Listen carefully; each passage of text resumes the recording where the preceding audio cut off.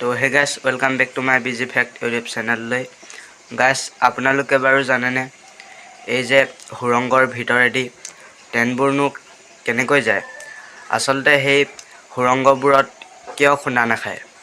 আজি এই ভিডিঅ'টোত এই কথাবোৰে আলোচনা কৰিম। বলক তেন্তে দেৰি নকৰি ভিডিঅ'টো ষ্টাৰ্ট কৰোঁ। গাইছ আগতে আচলতে সুৰংগবোৰ অলপ সৰু সৰু আছিল, পাষ্টত মানে, এতিয়া কথা কোৱা নাই।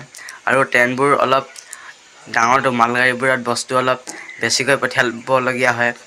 আৰু আজিকালি সুৰংগবোৰ প্ৰায় 14-15 ফুট মানৰ কৰি দিছে আৰু ট্ৰেইনবোৰো 6 ফুটমান কৰি দিছে, অলপ সৰুকৈ। সেইকাৰণে আজিকালি সিমান অসুবিধা নহয় মানে। আৰু এনেকৈ আগতকৈ আজিকালি বেছিকৈ সুবিধা কৰি দিয়াৰ কাৰণে অসুবিধা নহয় আৰু মালগাড়ীত বস্তুবোৰ অলপ বেছিকৈ নিব পাৰি সুৰংগৰ মাজেদি। আজি এই ভিডিঅ'টো ইমানেই আছিল। আপোনালোকে যদি চাই ভাল পালে এটা লাইক আৰু চেনেলটো ছাবস্ক্ৰাইব কৰি দিব। তো আজিলৈ বাই।